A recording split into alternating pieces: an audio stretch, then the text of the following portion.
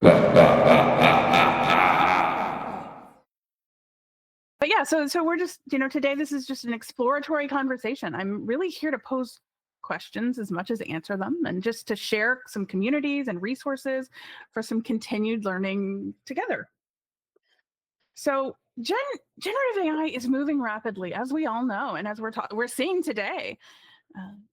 Security challenges demand equally rapid responses. And in conversations across the software development and open source communities that I'm involved in, I've noticed a common thread. We are all searching for answers at that intersection of security and AI that is continually evolving, specifically regarding the security implications of using and developing generative AI applications. So, when we're looking for these answers, and when urgent answers prove elusive, I think we naturally seek community.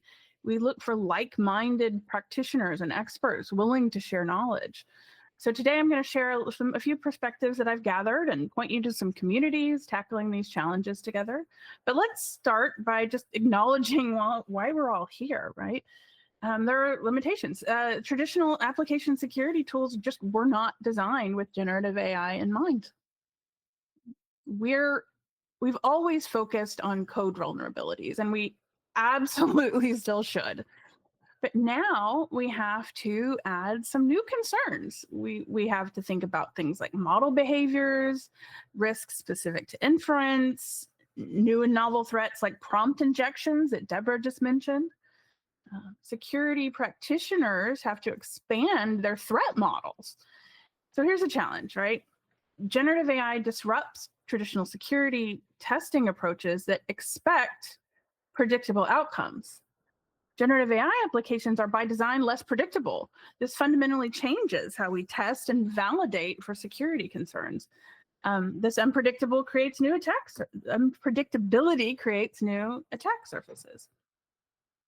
Let's talk about what makes these challenges unique, right? So consider something, we've all seen something that looks like this, right? A simple prompt interface from ChatGPT creates an entirely different attack surface than a traditional input. So maybe it's not so simple, right? Output handling becomes far more complex. In the past, validating a text field felt pretty straightforward. We know how to do that. But we've added layers of complexity that require a fundamental shift in how we approach security. And then we face deeper questions, right? Could model weights and parameters be manipulated during deployment? How do training data influences present different supply chain challenges than we've dealt with before? And these aren't hypothetical concerns. They're real, they're threat vectors. We face a few risk categories that require new approaches. Let's just walk through a few areas. Model manipulation, and this goes back to that prompt injection that we just talked about, where adversaries craft malicious prompts that bypass the safety filters and cause the model to execute unintended instructions. Think of it as like social engineering, but for AI. Then you have data extraction concerns. Attackers can use direct prompting or inference attacks to retrieve sensitive information from model responses. Output exploitation is another great example, where we have input, but we also have to think about how we sanitize output. Generated content can be weaponized to bypass traditional security filters. And then something that I think isn't always considered, resource consumption. There are techniques to flood and create compute-intensive prompts that exhaust system resources. That can be certainly something we don't want. But I think perhaps most critical is the supply chain risks to consider. Poison models and data provenance issues create vulnerabilities we haven't traditionally monitored. And there's research that highlights that critical importance of securing the training pipeline and model provenance, especially when using third-party trained models or data sets. I'm going to talk about that in more depth here in a sec. But again, not theoretical risks, but here are a few examples. There have been some real-world incidents reported to demonstrate that these are not theoretical, right? So prompt manipulation as an example. Researchers successfully have bypassed safety guardrails using advanced prompting techniques leading to unintended and potentially harmful outputs. AI assistants, as we know, can produce insecure or exploitable code under specific prompting conditions. So consider that, and then consider the supply chain implications of that. Consider all of the dependencies that go into all of the software we use and how many of them are using AI generated code.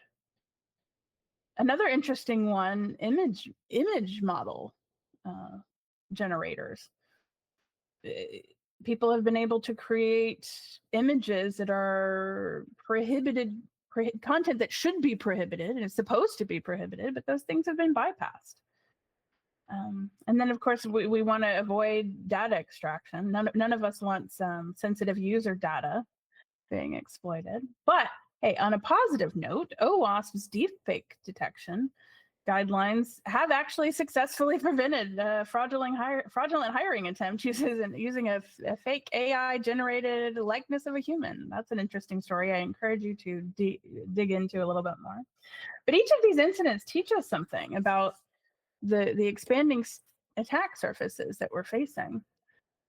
So think of modern AI development kind of like a relay race, to use a metaphor that some of my former colleagues came up with. Data scientists collect and prepare training data, right?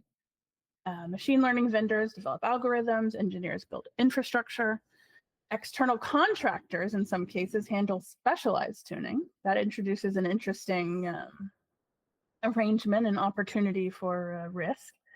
Operations teams then deploy models, right? So each of these handoffs creates a potential security issue, a place where that baton in our relay race could be dropped. And with AI, these vulnerabilities have pretty serious consequences. So my former colleagues at Intel Labs, specifically one of my favorite people named Marcela Millara, and her team researched ways to build trust through that entire machine learning pipeline. They published a proposal late last year. They've since developed a framework and an open source CLI tool called Atlas. I encourage you to look that up. There's a GitHub repo. Track down that project to learn more. But why does this matter, right? Because their research identifies two primary threats to AI systems: data poisoning. Bad actors intentionally corrupt training data with subtle modifications. They don't completely break the AI, but they can create specific vulnerabilities that can be then exploited later, kind of like planting a time bomb in the training set. And then it introduces potentially, the other one is supply chain risks. When you download a pre-trained model or outsource your training, how do you know it was trained correctly? How do you know it doesn't contain hidden backdoors or the training has been compromised? We've seen parallels to the software supply chain attacks that have made headlines, right? Well, we won't name names unless you want to, but we know all about high-profile supply chain attacks. But yeah, so both of these types of threats are particularly dangerous because they evade traditional testing. An AI might perform perfectly on test data while harboring these hidden vulnerabilities that only trigger under specific conditions. So how do we defend against things like that? So the research I mentioned, proposed a 3-layer security framework. Think of it as like sort of concentric shields of development. So the first layer, layer 1, sorry, actually layer 3, it's going top down, data and integrity. That tracks and verifies every piece of data and code using digital signatures, kind of like tamper evidence seals on our packages. But that applies to everything entering the pipeline. The next layer is then real-time verification, continuously monitoring operations as they happen, not waiting until the end, verifying each step during execution to catch problems immediately. And the next layer is model lineage, creating like a family tree of the model development. So you record every component and track full provenance. Together, of course, these layers then make it much harder for attackers to compromise AI systems. Defense in depth, but for AI. So I really, really want to point out that, of course, no organization can solve these problems alone. And that's where my interests lie, right? Community initiatives come in. So let's talk about a few of these, right? No thing, we can't do it alone. We have to get together and get the best minds in the same room and figure out these problems. So I just want to point to a few areas where this kind of work is happening. OWASP AI Exchange is a fantastic resource and we don't have time to dig into too many of these or to dig into these in depth, but these are things that I want people to be aware of and go look into and dig in. So the OWASP AI Exchange provides a lot of really fantastic and useful reference material. The OWASP LLM Top 10, I'll show it here in a second.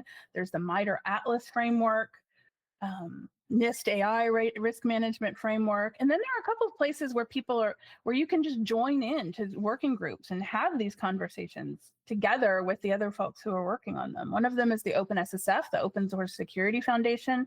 They have an AI ML working group that's doing some very interesting things and producing some interesting educational resources. You also have the Linux Foundation AI and Data Security Special Interest Group. I encourage you to look that up and check it out. And then there's also another organization called COSAI. So I want to talk a little bit about OWASP. And the OWASP AI Exchange is a community-driven knowledge base for AI security. It was founded to advance AI security standards and regulation. It's structured as kind of a coherent resource covering the AI security landscape. There's a lot of information in there. Many expert contributors maintain this kind of living document of best practices. Again, fantastic reference material. And I'll show you really quickly how they structure their threat model. So the OWASP AI Exchange distinguishes 3 attack timing categories, right? Development time attacks, attacks through model usage, and runtime attacks in production. Again, we don't have too much time to dig into this, but this is something I would encourage everyone to look into and explore on your own. And there are lots of diagrams and lots of resource material. They also provide things like the security matrix, which organize threats and controls by the different types of assets and impact of those types of risks and the attack surfaces. So this is yet another really great resource to check out. They also provide mitigations, right? Suggested ways to validate input, talks about guardrails.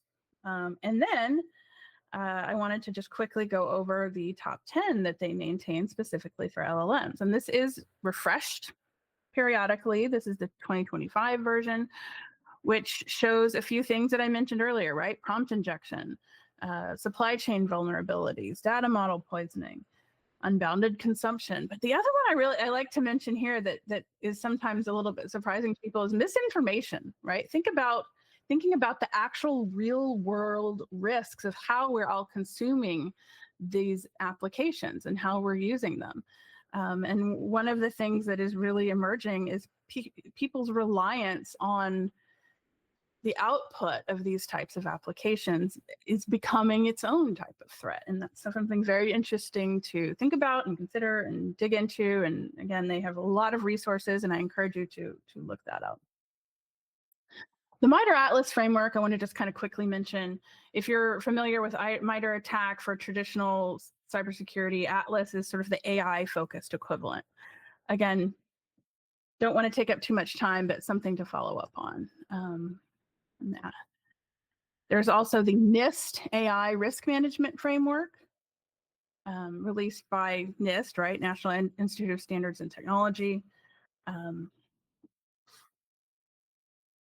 Has 4 core elements, which you should look up, and I do not have time to go into too much.